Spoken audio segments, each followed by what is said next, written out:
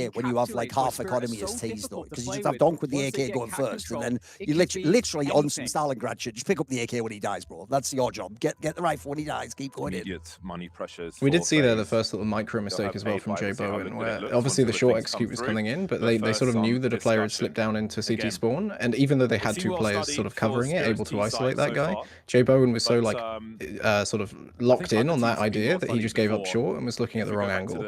So I don't know. That might be something to watch out for. Actually, is like how Jay Bowen operates on this map, because we mentioned like his nuke rotations. I think for that it could be miscom as well. Maybe he doesn't know that they've got it covered, because if they don't have it covered, then the opener needs to turn around and kill the city guy. By the way, I thought I saw something that Halley was going to miss this event too, or was it that he's missing a future one? Is it, or was it that he's back? I was sure they said like Halley was going to miss the event or something. I think the CEO of Spirit came out yesterday or the day before, and he just clarified the entire situation about the major, and he said that now Halley's good. He basically said that his life was in danger and he was hospitalized for 24 days at the major during it. But now he said that he's fine to do his job. or something. The options that you tend to Also, have there's is to play Jerbon just aggressive somewhere, instantly but I mean, of course, neutralised. You have to expect Spirit to Yeah, that was a follow crazy shot from People Shiro. don't Headshot realise as well. This is one of the weirdest things. It's why I hate the idea that like people assume, oh, a bit of a passive AWPer must be a weak AWPer. It's like, no, that's his style of play, literally. Like, he actually has really shit hot mechanics to the Shiro, bro. Like, he can hit all the flicks that he wants to. He just doesn't set up to take those shots usually. And Twist is a secondary AWPer here. That is a fucking weird decision, but okay. That's the end of the It's round.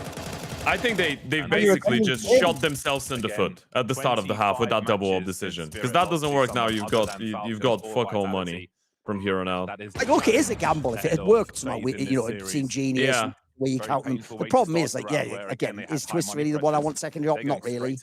I mean, even if you do, I believe when you are 3-1 up, it's a bit of a weird thing, because usually double AWP you bring out later on in the half, right? When you've tried a couple other things and they don't work, and you're like, you know what, Hail Mary, we have money, let's do it.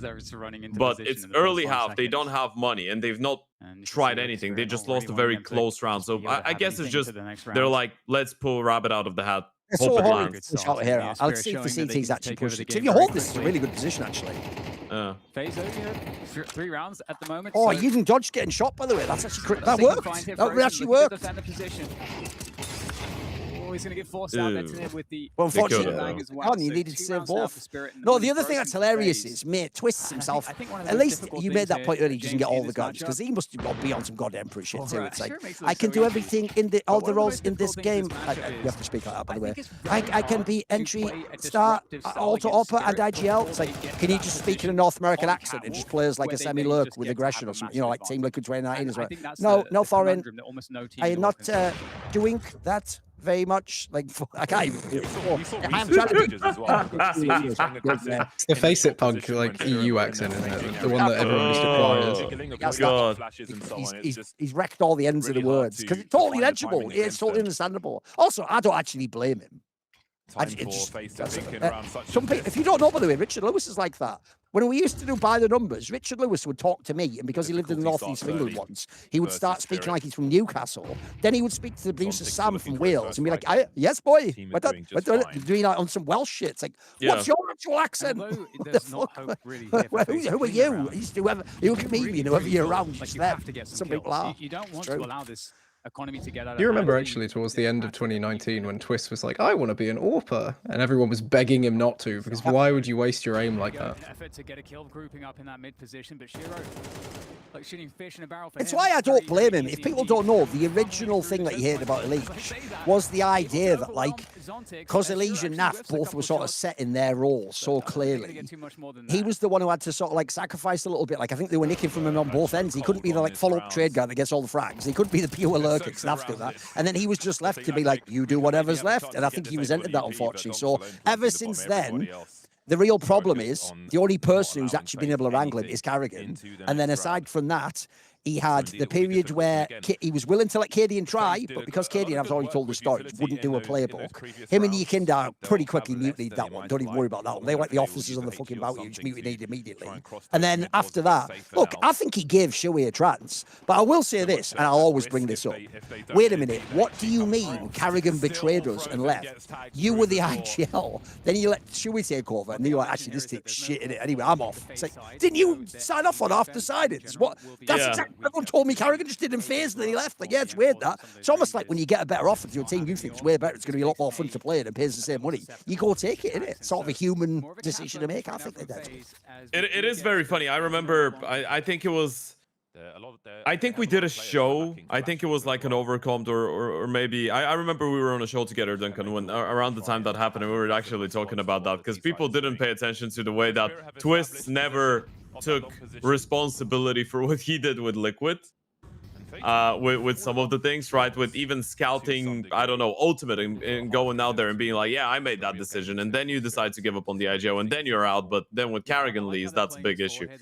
It's a funny story, but I do agree that, yeah. There is a reason why I feel like that is a bit disanalogous though, because like when Twist was in Liquid, the things he was asking for, like allegedly he was one of the people pushing for skulls, for example.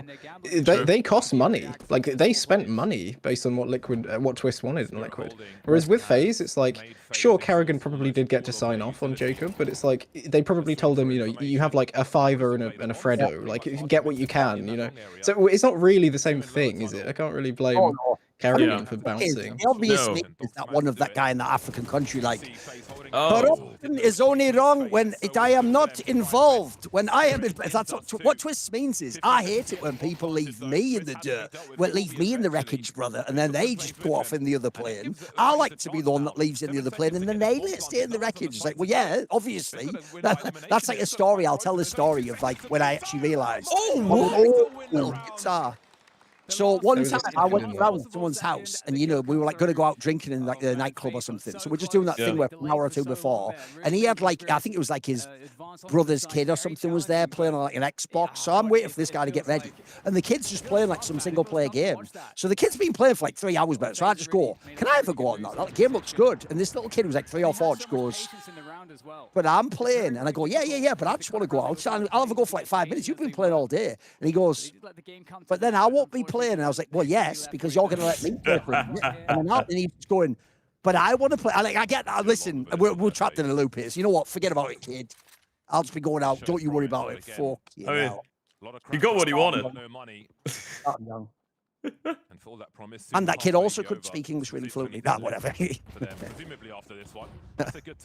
problem now is the economy's so absolutely giga-fucked by that double hop play. It's actually insane. Yeah.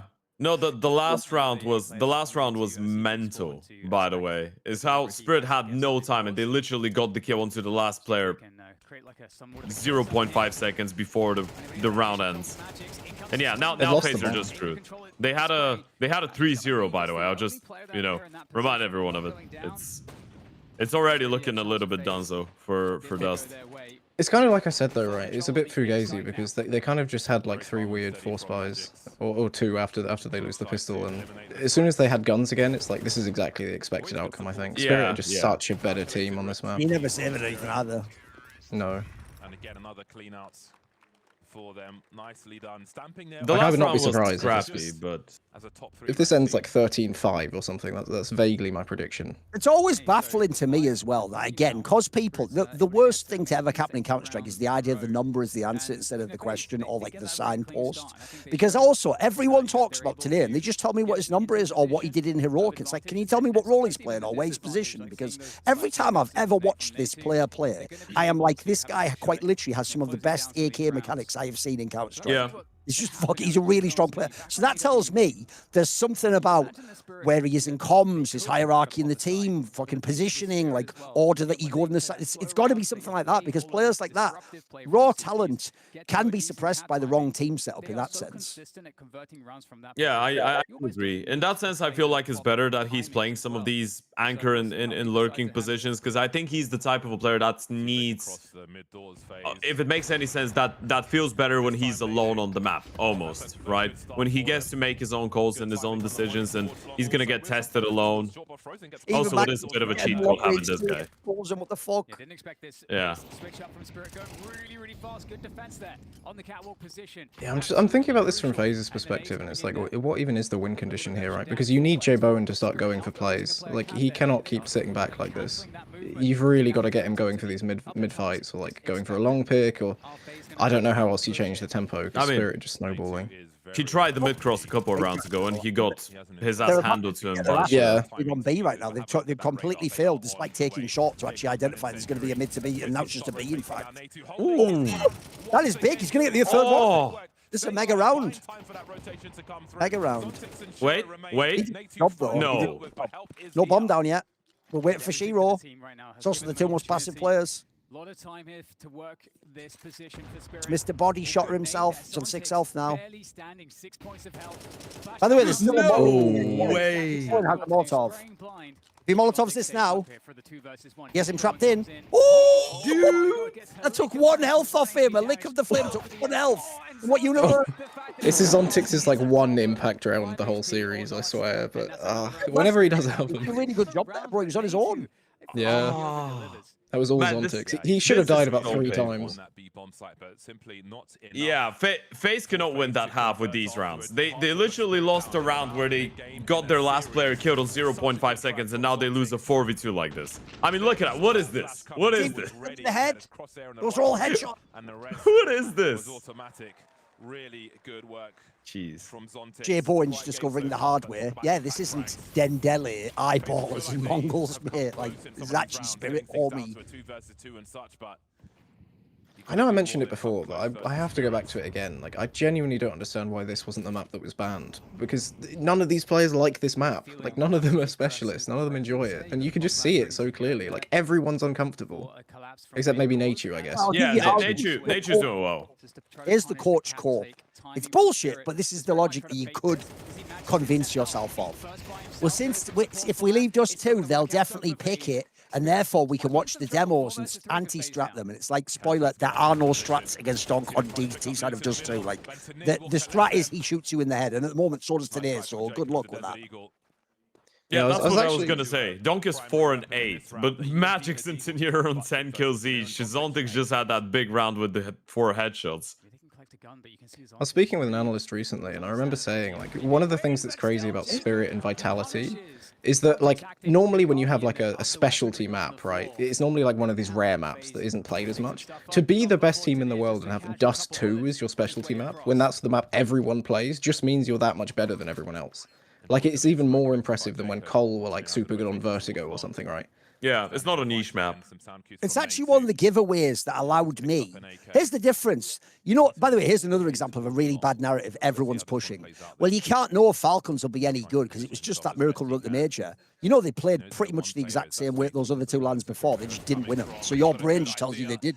But actually, when they were playing at Astana, they were having super close games, epic games, pulling out big players, winning the late games, the overtime. That was all there. And actually, as soon as I saw that Falcons actually can fully unleash like Monacy on Dust 2, I was like, oh, bro, they've got a chance. They can go into all these teams in the Veto now. Because remember, if you play against a team like a Vitality and Spirit, they're going to pick the Dust 2 into you. You're going to actually get to pick your map, whatever you want, and then they're going to pick Dust 2 and give you the classic reason, by the way, my old maxim of why you don't want Dust 2 to be your best map. Because when you pick it, you usually give the other guy like 25% chance of winning the map if he's also good on it.